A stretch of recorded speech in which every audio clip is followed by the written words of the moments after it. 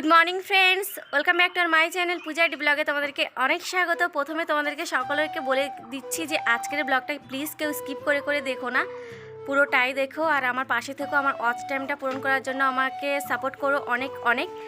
তো আমি তো বেশ ভালোই আছি, তোমরা সকলে কেমন আছো অবশ্যই কমেন্টে বলো।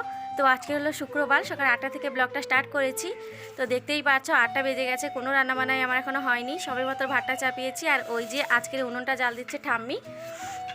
আর এইদিকে দেখো মা পাপানকে দাঁত মেজিয়ে দিচ্ছে আজকের। তো সকালে মা কিছু মাছ নিয়েছে, সেই মাছটা এখন আমি কেটে নেব। আর এইদিকে দাঁত মাজতে থাকুক, ওইদিকে উনুন জাল দিতে থাকুক, আমি মাছটা কেটে নিই, তারপর রান্নাটা করব। তো চলো আজকের ব্লগটা তোমরা স্কিপ না করে দেখতে থাকো, আশা করছি ভালো লাগবে। আর সাথে থাকো সারাটা দিন আমার। তো চলো তোমরা দেখতে থাকো। কি স্পিডে দাঁত মাজা হচ্ছে একটু দেখো, এত স্পিডে কখনোই হয়নি। মনে হয় দাঁতে এবার হিরে মুক্ত বসে যাবে। ওলে বাবালে, দেখতে পাচ্ছ এই মাছগুলোই মা নিয়েছে, এগুলো হচ্ছে আইলা মাছ। তো চলো মাছগুলো আমি কেটে নিই আর তোমরা চলো দেখতে থাকো। ও ফ্রেন্ডস, তোমরা দেখতেই পারছো আমি এখানে মাছ কাটতে বসে গেছি। আসলে মোবাইলটা কাঁপছে, তো আমি এটা এডিট করার সময় বুঝতে পেরেছি, কারণ মোবাইলটা ছিল মায়ের হাতে, তো মা খুব একটা ভালোভাবে ধরতে পারেনি, সেই জন্য এমন সমস্যাটা হচ্ছে।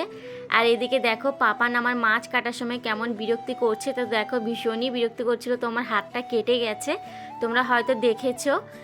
তো এখানে দেখো রক্তও বেরোচ্ছে, তবুও আমি হাতটা মাটিতে পুঁতছি আর মাছটা কাটছি, কারণ কাটতে তো হবে, কিছু করার নেই। তো ফ্রেন্ডস, মাছ কেটে দেখো এখানে আমি মাছগুলো ভেজে নিয়েছি রান্না করার জন্য।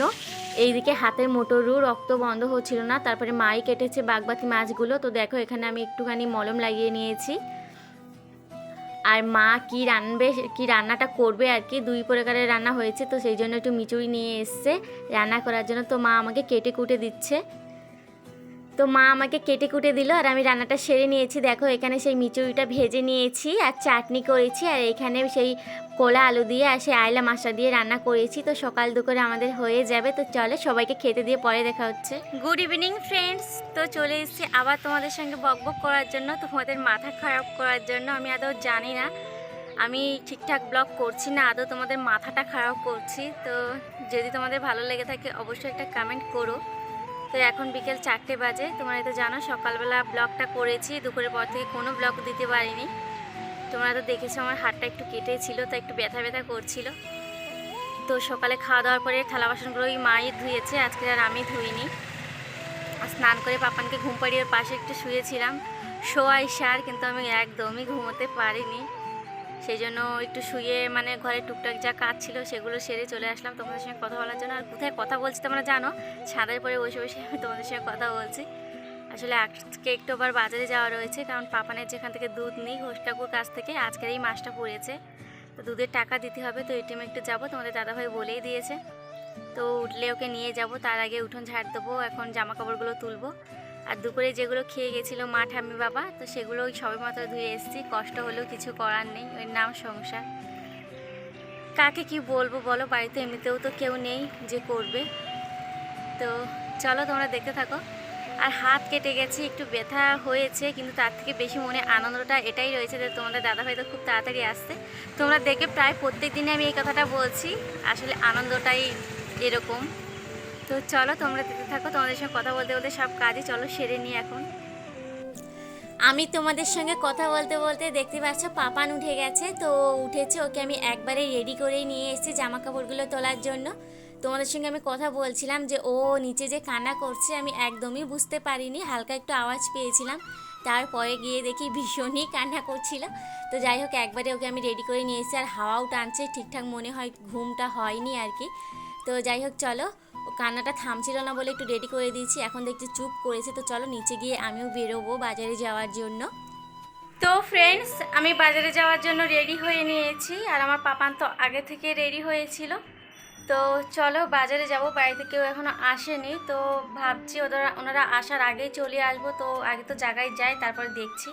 তো ওই যে দেখো আয়নায় দেখাই আমার পাপান তো আগে থেকে রেডি হয়েই ছিল, আর আমার রেডি হওয়া হয়ে গেছে। তো চলো বাজার থেকে আসি, তারপর দেখা হচ্ছে।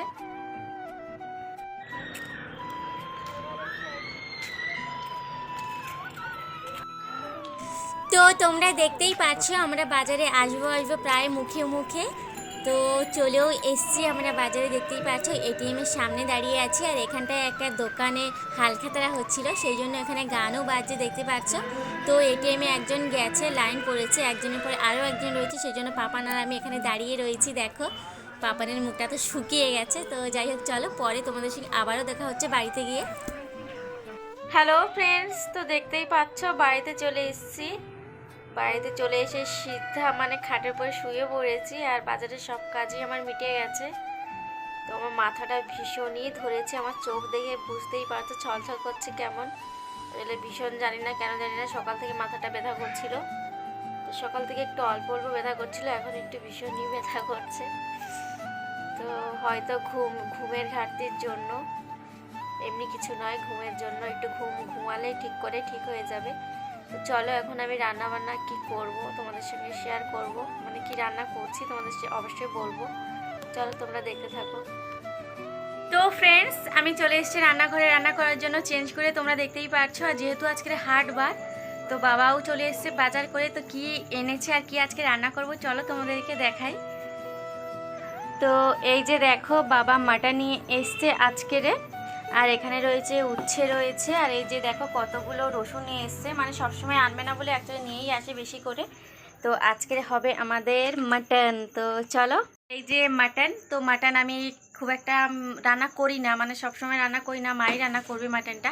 আমি মাঝে মধ্যে করি, ভুল ভবিষ্যৎ তার কোনো ঠিক নেই। তো চলো রান্নাটা সেরে নিই, তারপর তোমাদের সঙ্গে আবারও দেখা হচ্ছে। চলো তোমরা দেখতে থাকো।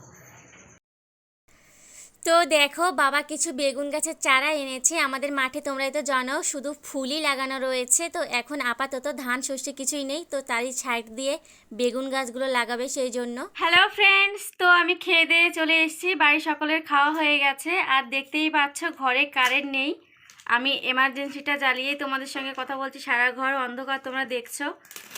তো আর তো বেশি রাত করবো না, কারণ কারেন্ট কখন আসবে জানি না, বাইরে বৃষ্টি হচ্ছে, হালকা পাতলা ঝড়ও হচ্ছে। তো ফ্রেন্ডস চলো আজকের মতন ব্লগটা আমি এখানেই শেষ করছি। তোমাদের যদি ভালো লেগে থাকে অবশ্যই একটা লাইক কমেন্ট শেয়ার করে দেবে। নতুন হলে প্লিজ সাবস্ক্রাইব করতে একদমই ভুলবে না। তো চলো আজকের মতন সবাইকে টাটা, দেখাবে আগামীকাল একটা নিউ ব্লগ নিয়ে, নিউ ভিডিও নিয়ে। ততক্ষণ তোমরা ভালো থেকো, সুস্থ থেকো, সবাইকে গুড নাইট।